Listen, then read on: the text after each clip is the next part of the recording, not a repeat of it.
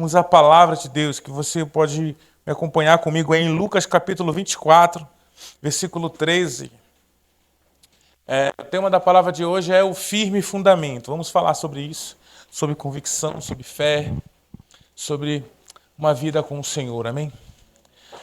Enquanto você acha aí, prepara a sua Bíblia, prepara o seu coração, vamos orar um pouquinho? Querido Espírito Santo, nessa noite nós pedimos direção, espírito de sabedoria, de discernimento.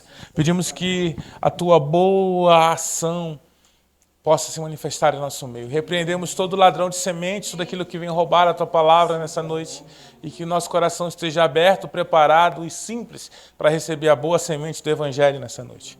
Oramos, Senhor, que o Senhor possa fazer aquela aplicação personalizada que só o Senhor sabe fazer. Possamos sair dessa noite com uma palavra no coração e com um desejo enorme de estar com o Senhor cada vez mais. Assim oramos em nome de Jesus. Amém. Lucas capítulo 24, verso 13, é um texto extenso, mas vai dar certo.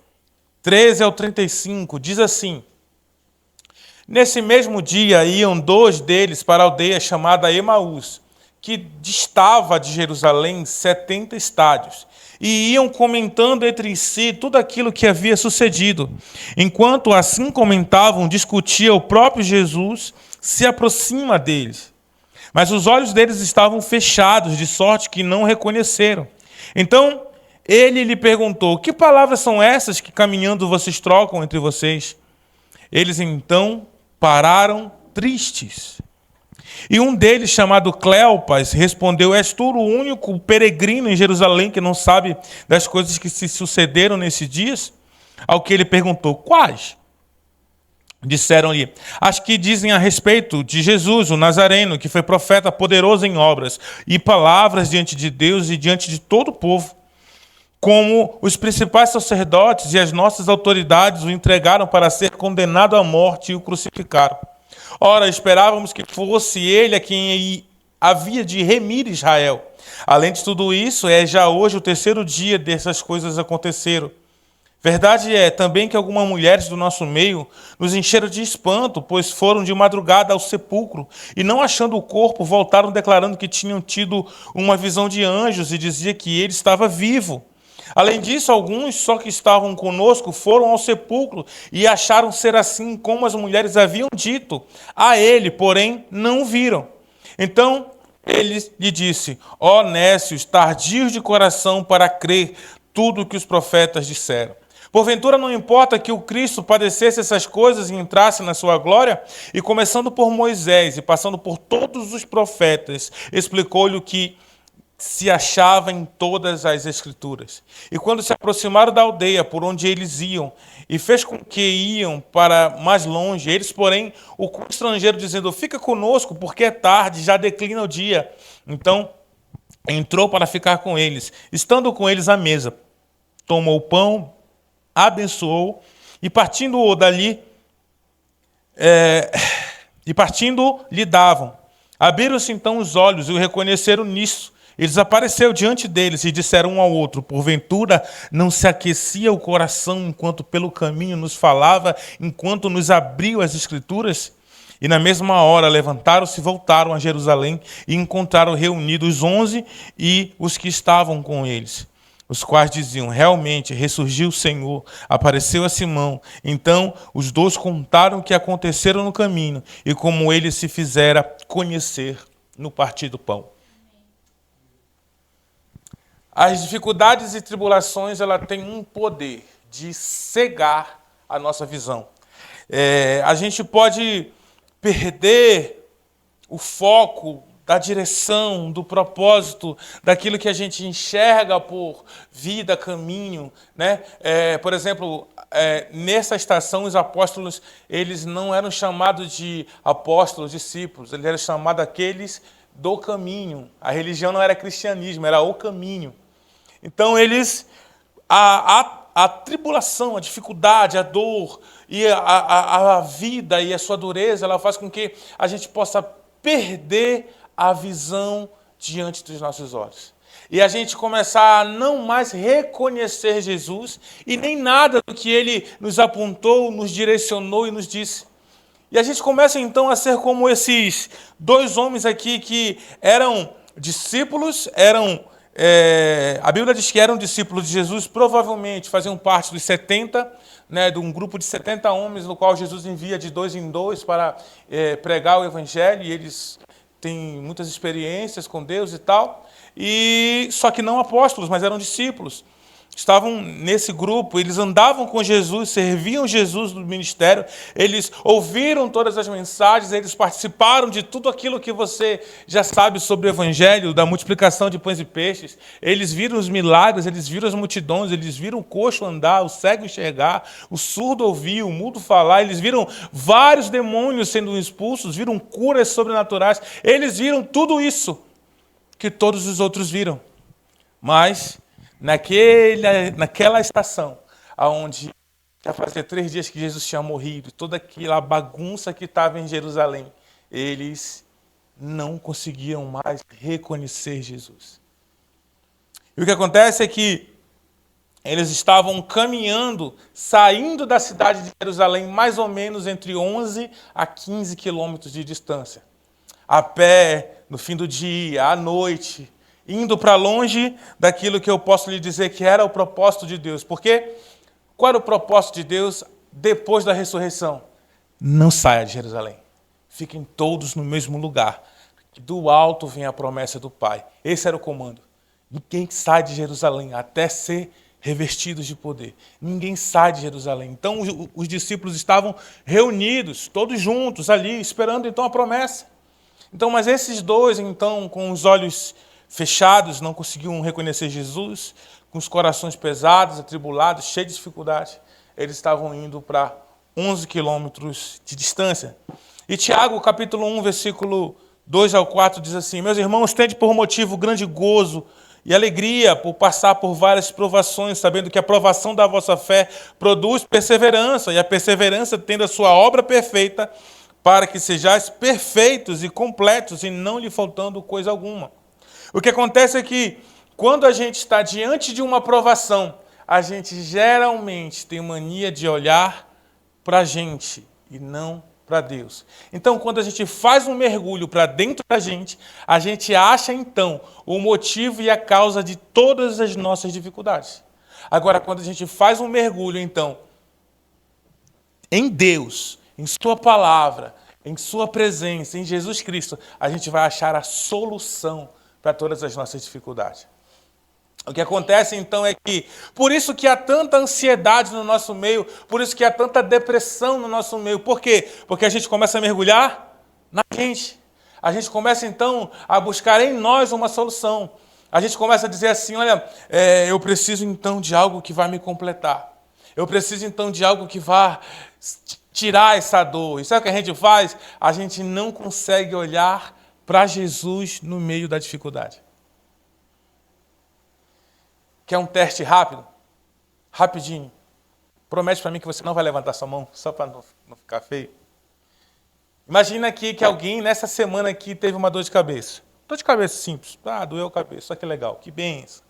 Dorzinha de cabeça. Você foi lá, então, o que você faz depois de uma dor de cabeça? Toma um remedinho. A minha pergunta é, antes do remédio, fez uma oração? Sabe? E isso parece bobeira, besteira, mas isso mostra que a gente coloca muito Jesus por últimas coisas. E no momento da dor, da dificuldade, a gente sempre pensa em fazer logo algo. A gente sempre logo faz, não, deixa eu fazer algo aqui para me desenrolar. Faltou dinheiro, deixa eu ver para quem que eu vou ligar para pedir emprestado. Faltou isso, faltou aquilo, deixa eu ver quem é um contato que pode me aliviar agora, quem que pode ajeitar isso para mim, quem que pode... E a gente começa então no momento de dificuldade, a gente começa então a deixar Jesus de lado e tentar com as nossas próprias mãos resolver as coisas. Mas aí isso reflete em algo ainda muito mais profundo, porque assim também vai o nosso coração, assim vai a nossa vida e assim vai as nossas decisões, quer sejam no âmbito físico e quer seja no âmbito espiritual. E Cristo vai se tornando uma figura de fé para a gente. Cristo vai se tornando, então, um Cristo de parede, como muitos assim o acreditam. E esses dois, eles estavam com um grande problema, e o problema era na fé. Esses dois estavam com um problema na fé. Hebreus capítulo 11, versículo 1, é o radical, digamos assim, sobre a fé nas Escrituras. Diz: ora, a fé é o firme fundamento das coisas que se esperam e a prova das coisas que não se veem. Firme fundamento, ou seja, um alicerce. Então, ninguém vai morar em cima de um alicerce. Ninguém vai morar em cima de um baldame, né? A gente faz o baldame, faz ali a sapata e tudo. E o que a gente faz? A gente começa então a construir em cima do alicerce. A gente começa então a partir daquele alicerce, então a gente começa a construir a morada, a construir a casa, a construir todo o edifício. Em 1 Coríntios capítulo 3, versículo 11, Paulo diz assim: ninguém pode lançar outro fundamento além do que já está posto, qual é Jesus Cristo. E se alguém sobre esse fundamento levantar um edifício de ouro, prata, pedra preciosa, madeira, feno ou palha, essa obra de cada um se manifestará, pois naquele dia demonstrará, porque será revelada pelo fogo, e o fogo provará qual seja a obra de cada um. Claro que esse versículo de Coríntios está falando sobre o tribunal de Cristo, né? Sobre o tribunal Bema, que já conversamos aqui algumas vezes, e vamos tocar nele também dentro da série Escatologia. Mas o que ele está dizendo é, o fundamento sendo Cristo, a partir daí, nós, os nascidos de novo, os que dizemos ser seguidores de Jesus, vamos construir a nossa vida a partir de um fundamento que já está posto. E ele fala, o fundamento é Cristo Jesus. Então, a partir desse fundamento, você começa a construir a sua vida. E aí, claro que nós precisamos entender que esse fundamento não pode ser trocado. Esse fundamento não pode ser mexido. Paulo diz, deixa eu lembrar aqui, porque ninguém pode lançar outro fundamento. Já está um fundamento feito. Quando eu fui construir uma casa, que era no terreno da minha sogra, eu fui levantar ali uma casa, e a gente começou a cavar para colocar um fundamento. E aí nós tivemos um grande problema, porque já tinham lá, já tinha um piso, que tinha sido aterrado.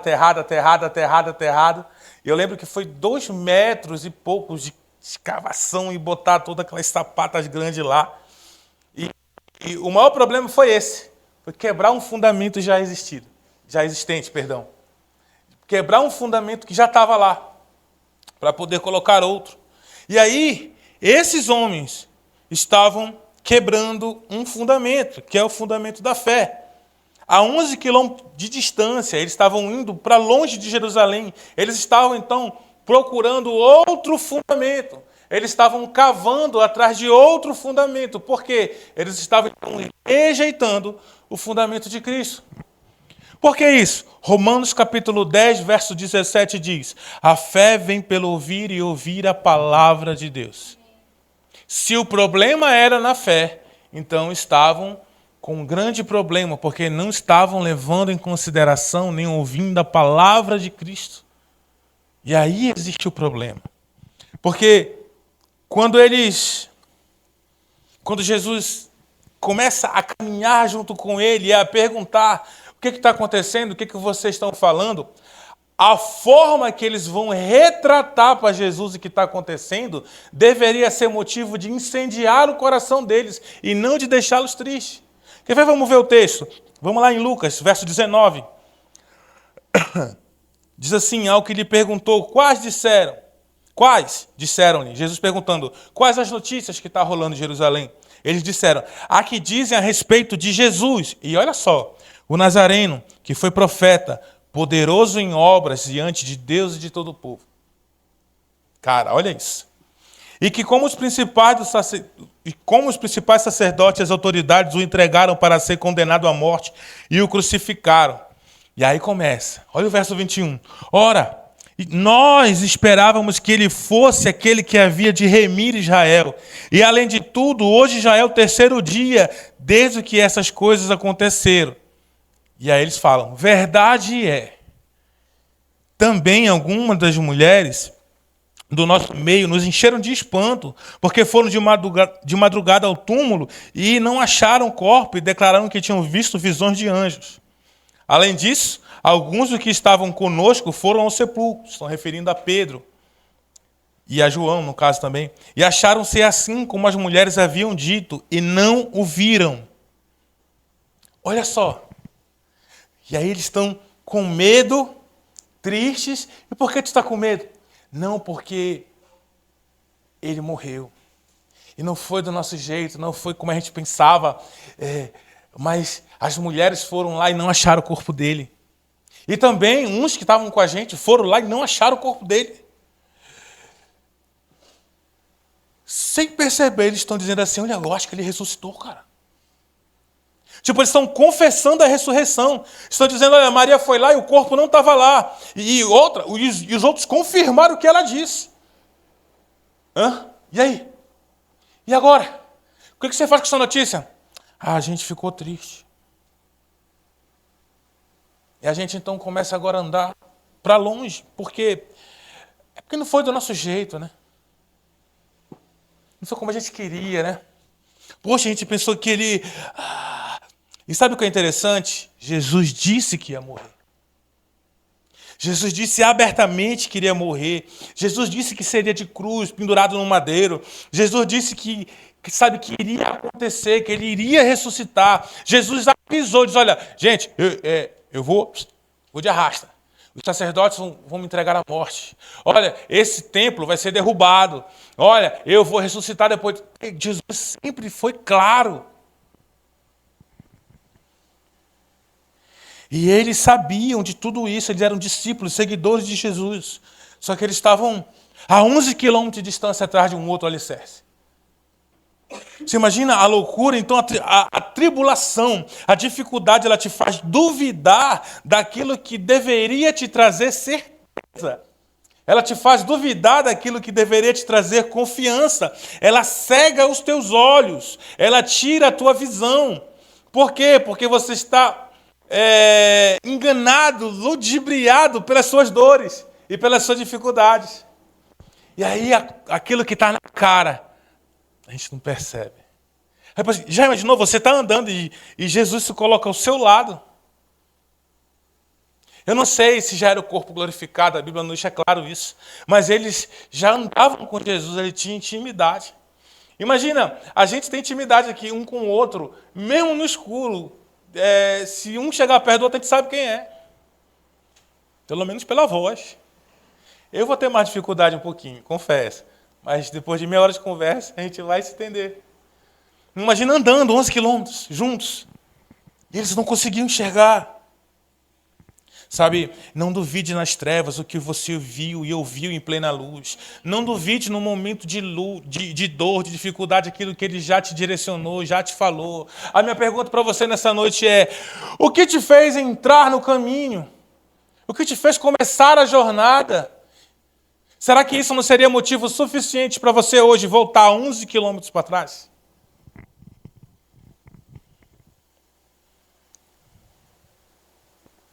Então, a dor, a dificuldade, elas cegam nossos olhos. Só que em 2 Coríntios 4:4, não está aí, Gabriel, fica tranquilo. Isso é pegadinha de pastor. Vai começar. Diz que o príncipe desse século cegou o entendimento dos incrédulos, para que não vos resplandeça a luz do evangelho. Sabe o que significa a palavra incrédulos? Não é quem nunca creu. Isso é ímpio. Incrédulo é quem deixou de crer. E quando a gente começa então com a dificuldade, a gente começa a deixar de crer. E aí os olhos são cegos. E aí esses homens aqui eram discípulos, seguiam Jesus, andavam com ele, como eu já disse, eles já tinham tido experiências demais com Jesus, sabiam tudo, cara. Mas eles não estavam enxergando. Então eles começaram a procurar outro fundamento. Porque o fundamento que estava debaixo dos pés deles, eles não conseguiam mais enxergar. E aí, o que acontece? Primeiro, verso 25, lá do capítulo de Lucas 24, né? Lucas 24 é a nossa base, tá, meus amigos? Aí vocês fiquem firmes. Lucas 24, verso 25, Jesus então falar para eles assim: ó nércios, ou seja, ó sem entendimento, tardio de coração para crer. Olha o que Jesus está dizendo. Algumas versões diz tardos de coração, né? Tem outra versão que diz vagarosos na fé. Vagarosos na fé para crer tudo que os profetas disseram. Sabe o que é engraçado? Jesus disse: vocês não estão crendo em tudo que os profetas disseram. E qual foi a descrição que eles deram de Jesus? Profeta, ungido, poderoso diante de Deus e dos homens. Ele está dizendo: vocês não acreditaram em mim, vocês não acreditaram nos outros, vocês não estão acreditando em ninguém. O coração de vocês é vagaroso para crer. É devagar. E aí ele fala: não era importante que o Cristo padecesse e entrasse em sua glória? Olha a pergunta. Cara, se tu faz uma pergunta dessa, se tu for analisar essa pergunta, isso é uma pergunta retórica. Porque o que é isso? É uma pergunta que já tem resposta. É mesmo do que eu chegar para te perguntar assim: cara, não é importante você tomar água quando está com sede? Você vai olhar e vai dizer: claro que é. É a mesma coisa. Jesus está apelando ao entendimento deles. Por quê? Porque eles sabiam que o Cristo precisava passar por isso. Então Jesus está dizendo o seguinte: cara, não, o Cristo não tinha que passar por isso. O Cristo, lembra? Lembra dessa aula? Ah, é verdade. O Cristo tinha que padecer. E aí diz que Jesus dá uma aula para eles, de Moisés até o presente momento, passando por todos os profetas, explicando nas Escrituras que era necessário que aquilo acontecesse. Irmãos, deixa eu te falar uma coisa. Se você não acredita na Bíblia, então lascou-se tudo. Se você não acredita nas Escrituras, no livro aberto, no que está escrito de capa a capa, deixa eu te falar uma coisa: procure outra religião. Porque o cristianismo não é para você. Porque a Bíblia, ela não é apenas um livro, meus amigos. Ela é o que Deus escolheu para nos guiar até Ele. Se você pega o texto sagrado, e eu acho que eu vou disponibilizar esse material aqui para a comunidade. A Bíblia até nós. Quem já ouviu falar sobre isso, esse livro? Alguém já ouviu? A Bíblia, não é da Bíblia até nós. Gente, eu tenho, esse é um livro com ilustrações, é muito lindo, que vai mostrando de como foi feito o Antigo Testamento, de como foi feito o Novo Testamento, como ele foi traduzido e como ele foi passando pela história até chegar na gente. Se você, cara, você começa a ler a sua Bíblia diferente depois desse livro. Porque você vê o tanto de gente que padeceu, que sofreu, que morreu, que foi perseguida por causa da palavra de Deus. O quanto que Deus guardou a sua palavra, sabe? E aí, quando a gente lembra daquela história do rico e Lázaro, o rico no inferno, em chamas, agoniado, fala: pai Abraão, pede que Lázaro molhe a ponta do seu dedo e pingue na minha língua, pois estou em tormento. O pai Abraão disse: não. Quem está aqui não passa para aí, quem está aí não passa para cá. Já era. Ele fala: beleza, então, eu me conformo com o meu castigo, beleza, mas pede para o Lázaro, então, ir lá na minha casa e avisar os meus irmãos para que não venham para esse lugar de tormento. Quem sabe a resposta de pai Abraão? Sabe o que o pai Abraão diz? É a figura de Deus. Ele diz assim: eles têm a lei e os profetas, que os ouçam.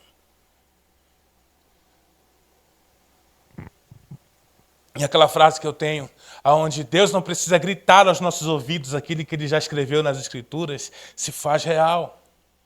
Você já tem a lei e os profetas. Você já tem as Escrituras. E aí? A notícia que Ele ressuscitou, você já sabe. Que as mulheres foram e não acharam o corpo dele no túmulo, você já sabe. Que Pedro e João confirmaram o que elas disseram, você já sabe. E aí, meus amigos? Sabe, quando a Bíblia começa a apertar e a nos questionar, a verdade da Escritura começa a bater na gente, é incômodo demais. É incômodo demais porque Hebreus capítulo 4, versículo 12 diz que a palavra de Deus ela é viva e ela é eficaz. O que é isso? Ela é viva, ela é real, ela existe e ela é eficaz, ela funciona. Se tem uma coisa que funciona é a palavra de Deus. Tem ímpio, não cristão, ateu, que pega princípio financeiro da Bíblia, aplica e enriquece. Porque a palavra é viva, os princípios são reais. É verdade. E aí diz mais, e ela é mais afiada, ela é mais cortante, do que uma espada de 2 gumes, e ela penetra até a divisão de alma e espírito, juntas e medulas. E ela vai fazer o quê? Apta para discernir os pensamentos e as intenções do coração.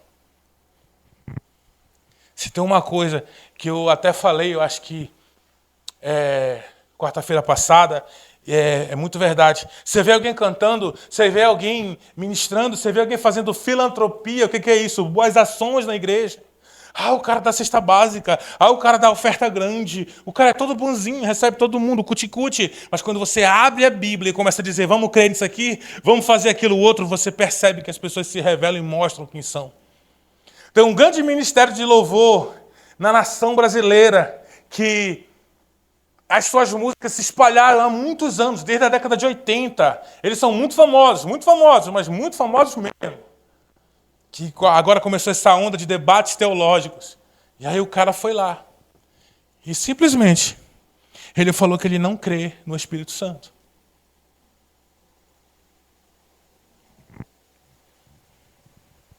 Você percebe então que a palavra vai discernindo as intenções do coração? A palavra vai cutucando lá dentro e aí vai mostrando quem nós realmente somos. E o que acontece é que quando a pessoa então não consegue mudar de pecado, então ela começa a mudar a sua teologia. Quando ela não consegue mudar os seus hábitos, então ela começa a querer mudar a sua forma de crer. Quando ela não consegue então se adequar àquilo que a palavra diz, então ela começa a relativizar algumas coisas. Não, a Bíblia não é muito assim, sabe? Bicho, eu tenho uma agonia com isso porque eu sou um dos caras que eu amo muito o texto sagrado, porque quando eu não tinha ninguém, quando eu não tinha amigos, quando eu não tinha liderança, quando eu não tinha ninguém, eu tinha 4 pessoas que andavam comigo, Mateus, Marcos, Lucas e João. E os meus 4 amigos durante muitos anos, meus amigos. Muitos anos, meus amigos. Eu já trabalhei de tanta coisa nessa vida, mas os 4 estavam comigo. Eu tinha um Novo Testamento azul, desse tamanho assim, letra miudinha. Eu lembro que quando eu trabalhei no caminhão de gás, fazendo entrega, a gente ficava andando pelo bairro e aquela música nojenta, olha o gás, não sei o quê. Hoje em dia não tem mais caminhão de gás, né? Mas no meu tempo tinha. A gente andava pelo bairro, a música da Tropigás cantando lá, e aí todo mundo tinha que chamar lá, e eu descia e vendia o gás para a pessoa. Mas enquanto eu estava lá, eu estava ali, lendo o meu Novo Testamento, mais Salmos e Provérbios, ali daquele livrinho azul dos Gideões. E eu lia capa a capa aquilo ali. E a palavra, cara, então eu sou apaixonado pela palavra de Deus. E aí o que acontece? Eu vejo gente, homem que se diz de Deus, pastores que se diz pastores de Deus, criticando as Escrituras. Falo, que tiro no pé, meu irmão. Que loucura. Que aberração. Por quê? Porque quando a palavra começa a confrontá-lo, a palavra começa a expor o coração dele, então ele diz, então, mas esse texto não é bem assim. Então, mas é porque é essa versão. É porque é isso e aquilo. Cara, não é. É o nosso coração que está sendo revelado. E quando eles estavam diante de Jesus, Eles estavam sendo revelados pela palavra. Porque Jesus não trouxe uma palavra de conhecimento. Jesus não trouxe uma palavra de revelação. Eis que te digo, eu sou o Cristo. Não. A Bíblia diz que Jesus começa desde Moisés. E começa a dizer, olha, era necessário que o Cristo viesse a padecer essas coisas. Nós criamos ideias que não existem. Nós tentamos empurrar a goela abaixo algumas coisas em Deus. Jesus disse tudo o que iria acontecer. Quem acredita que agora nós estamos vivendo páginas da Bíblia? Perseguições, guerras e rumores de guerras. Isso te lembra alguma coisa? As pestes, as pragas, a ciência avançando. Tem tanta treta no mundo que até a IA está em confusão agora. Se a IA está brigando... Meu Deus! Mas o que acontece? A gente cria coisas e diz, foi Deus que disse. Deus quer te ver feliz. Deus quer realizar todos os seus sonhos. Deus quer que você sinta bem. Amém? Eu disse isso. Deus, sério, te disse isso. Deus quer que você se santifique. Deus quer que você ame Ele acima de todas as coisas. Deus quer que você confie a sua vida nele. Você precisa conhecer a palavra de Deus. Você precisa conhecer as Escrituras sagradas. Porque se você não conhece a palavra, se você não conhece as Escrituras, você vai ter que crer e aceitar em tudo o que vão dizer. E não o que o próprio Deus disse. Então a gente precisa conhecer a palavra. E no tempo de mesa com Jesus, no partir do pão, ali algumas coisas aconteceram. A primeira coisa, quando Jesus ele parte o pão, eles reconhecem a Jesus. Verso 30 diz assim, estando com ele à mesa, tomou o pão e o abençoou, e o partindo lhe dava. Abriram-se então os olhos e reconheceram nisto, desapareceu diante deles. E disseram um para o outro, porventura não aquecia o nosso coração, enquanto pelo caminho ele nos falava e quando ele abria as Escrituras? Deixa eu te falar uma coisa, meus amigos. Jesus continua o mesmo. Jesus continua o mesmo. Suas crises, suas dores, seus desafetos, seu desânimo, sua frustração, sua tribulação, suas feridas, suas mágoas, pecados, rancores, doenças, dificuldades, incredulidade, seja o que for, muda você, mas não muda a Deus. E o que acontece é que Jesus continua o mesmo. Eles acharam Jesus no mesmo lugar aonde eles o conheceram, na mesa partindo o pão. Por que abriu os olhos? Porque eles se lembraram, só um faz isso. Só um faz isso. É só um que divide o pão. É só um que quando senta à mesa ele pensa logo nos outros.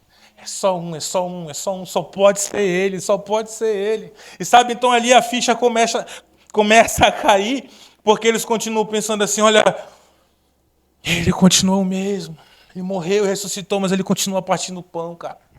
Ele continua sendo o mesmo, sabe? Quando é que na mente da gente Jesus mudou, meus amigos? Quando é que no nosso coração Jesus mudou? Porque, sabe, é por isso que eu te digo, o que te fez entrar no caminho deve ser o que te motiva a continuar no caminho. Imagina, os homens disseram, nós estamos tristes porque hoje já é o terceiro dia. Mas aí eles começam a dizer, é porque ele ressuscitou. Ele disse que iria ressuscitar. Mas é porque as mulheres foram e não acharam o corpo dele. Sim! Os homens foram e confirmaram o que as mulheres disseram. Então, o que te fez entrar no caminho, meu amigo? O que te trouxe aqui? Nessa sala, o que te trouxe aqui alguns anos atrás, o que te tirou de um lugar e te transportou, sabe, o que te fez então a começar a crer nas Escrituras, não só aqui na ID, mas quando você começou a crer em Jesus, o que te levou então a aceitar a Jesus e recebê-lo como teu Senhor e Salvador? Tomara que não seja o sonho de ser feliz, mas sim a necessidade de um Salvador. Segunda coisa que eles fizeram, eles reconheceram a necessidade de voltar. No versículo 33, eles dizem assim, e na mesma hora levantaram-se e voltaram para Jerusalém e encontraram reunidos os 11 e os que estavam com eles. Ou seja, o lugar que eles deveriam estar. Porque, vamos lembrar que eles estão chegando no vilarejo, Jesus com ele, o dia vai caindo, eles dizem, o dia já declina, vai ficar escuro. Vamos entrar, eles Eles constrangem Jesus a ficar. E aí Jesus fica. E aí depois da revelação, olhos abertos, pão partido, eles pensam, a gente precisa voltar. E diz que na mesma hora eles voltam. E agora já não tem nada que os impeça, o escuro já não é um problema. No começo era, porque o dia declina, entra. Mas agora, então, eles entendem que eles precisam voltar. Então, eles entendem algo poderoso. Existe um lugar que eu não deveria ter saído. Existe um lugar que eu não deveria ter abandonado. Existe um lugar que eu preciso voltar. Então, não tem trevas, não tem escuridão, não tem caminho, não tem distância que possa me impedir. Eu só preciso voltar.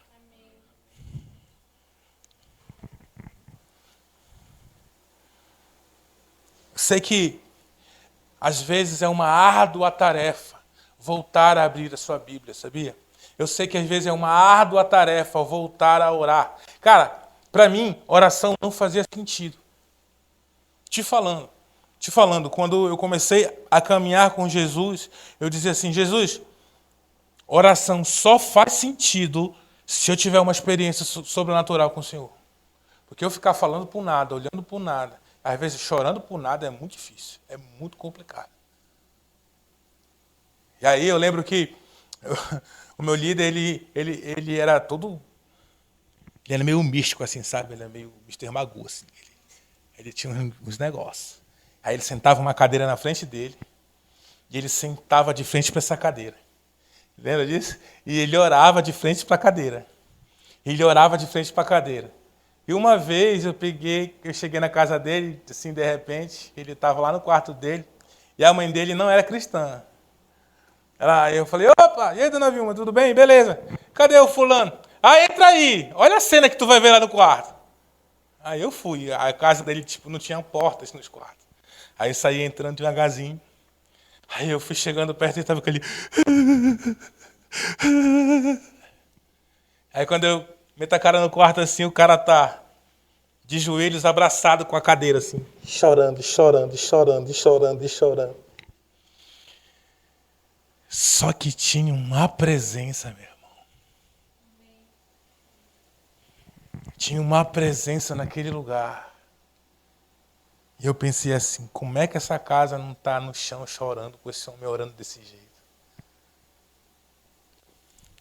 É porque olhos escamados, cegos, não conseguem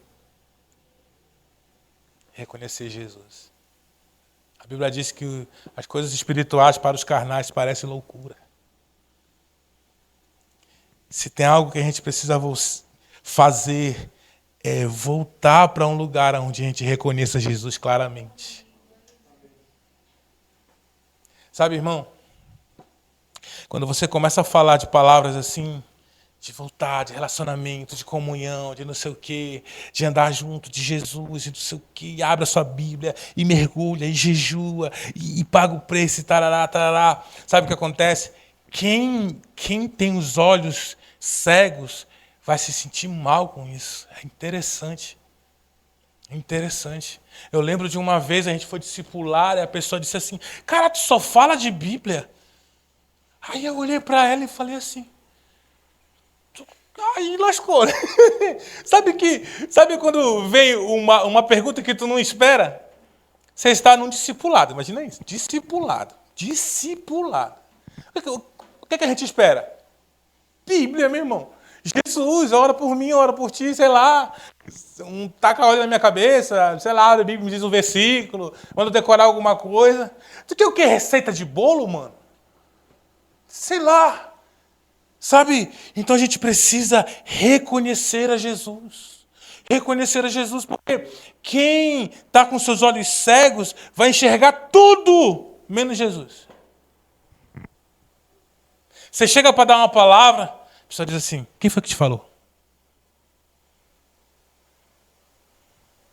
Você compartilha algo e fala, só quer ser, agora tu é o teólogozão, é? Essa semana fui inventar de abrir a caixinha de perguntas lá no meu Instagram. Aí a pessoa fez um textão, só que lá na caixinha aparece só um pouquinho. No texto estava assim, assisti toda a sua ministração, não está mais, é temporada. Assisti toda a sua ministração sobre escatologia. Muito bem colocado. Concordei com alguns pontos. Mas parece que o seu viés é mais pré-tribulacionista.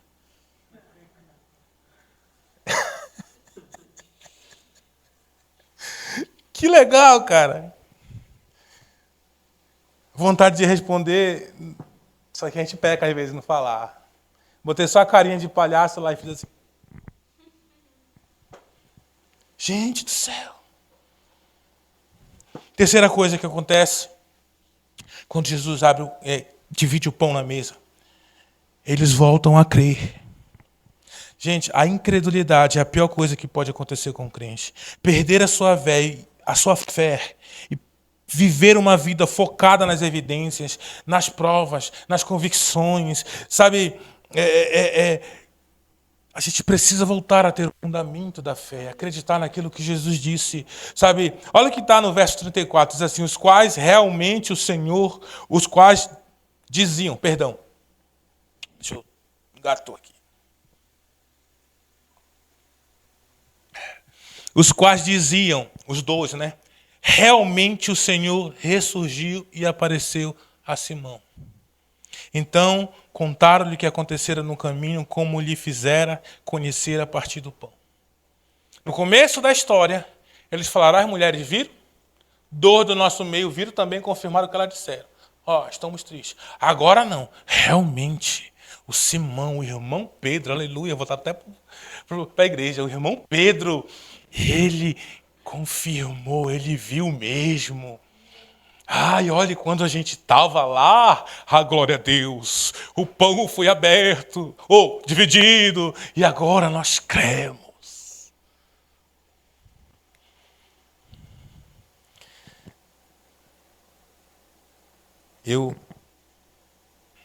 Eu sinceramente,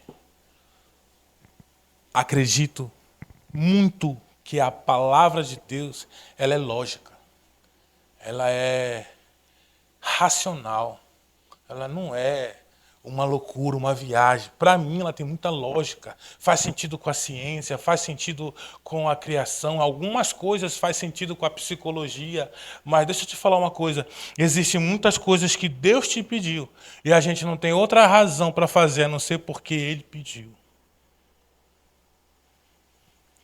E aí, parece loucura, mas a frase que dizemos é porque Ele quer. E isso é questão de fé. Mas fé não é acreditar. Fé é obedecer. A fé vem pelo ouvir e ouvir a palavra de Cristo. A fé foi imputada a Abraão com justiça porque ele obedeceu. Deus disse, sai da tua terra. Eu saí da minha terra. Vai para uma terra distante. Eu vou para uma terra distante. Me dá teu filho. Toma, menino, pode levar. Sabe, Deus começa a pedir as coisas para Abraão, ele começa a obedecer. A Bíblia diz que por causa disso, a fé lhe foi imputada por justiça. A palavra fé no Antigo Testamento não é fé, é confiança. Então, o que é fé? Eu olhar para uma cadeira e dizer, aleluia, vai virar 2 agora. Eu chegar no banco, botar meu cartão 7 vezes, na 7ª vez o saldo vai mudar. Irmão, fé é obedecer a Jesus. Ele pode te abençoar, Ele pode fazer coisas, pode. Deus pode fazer. Pode ser que aconteça? Pode ser, meu irmão. Amém. Mas fé é obedecer a Jesus. Fé é obedecer a Jesus. Alguém disse assim, as coisas fora da Bíblia acontecem quando os princípios estão incluídos nela. Fora disso, é impossível. E a fé, ela deveria ser uma prática no nosso meio. A fé de obedecer os princípios do Senhor, a fé de você viver os princípios do Senhor todos os dias. E o que aconteceria é que naturalmente sobre você viria as coisas no seu tempo. Salmos capítulo 1 diz, bem-aventurado aquele que tem o seu prazer na lei do Senhor. Por quê? Porque é como uma árvore plantada junto ao ribeiro das águas, que no seu devido tempo floresce. Quando o povo de Israel chega na terra de Canaã, para de cair o maná, para de sair água da rocha. Por quê? Porque eles chegaram em um ambiente que agora não era só milagres, agora era princípios. Agora tinha terra para lavrar, trabalhar e ali colher o seu fruto regularmente. Ali tinha rios, tinha águas para eles beberem abundantemente. Ali tinha espaço para eles armarem a sua tenda. Ali tinha tudo para eles normalmente e naturalmente seguir as suas vidas, não sem Deus, mas colhendo das bênçãos que Deus os proporcionou para receber. Entenda que uma vida de milagres nem sempre é coisa boa, meus amigos. Uma vida de socorro, socorro, socorro, socorro o tempo todo não é coisa boa. Quando você abre o livro de Números, você vai ver. E por tantos anos obedeceram ao Senhor, mas morre o líder fulano de tal, voltaram aos seus Baals. E aí cai tudo aí morre gente, aí praga, peste, povo, não sei o que, tá. E levanta um, aí volta de novo, o rei prestou, beleza, buscou a Deus, clamaram a Deus, Deus vem, restaura, eles vivem bem, 30, 40 anos, 80 anos até no máximo. E aí o rei morre. E aí os filhos metem o louco, endoida todo mundo de novo, não sei o que, Baal e tal, pai, em praga de novo, sei lá, peste de novo, o povo vem, invade, leva a colheita e não sei o que, tarará, e Deus fala com alguém, aí levanta o cabo de novo, aí o cara vai e volta a clamar a Deus, aí vem mais 30, 40 anos. Cara, Deus não te criou para viver nisso.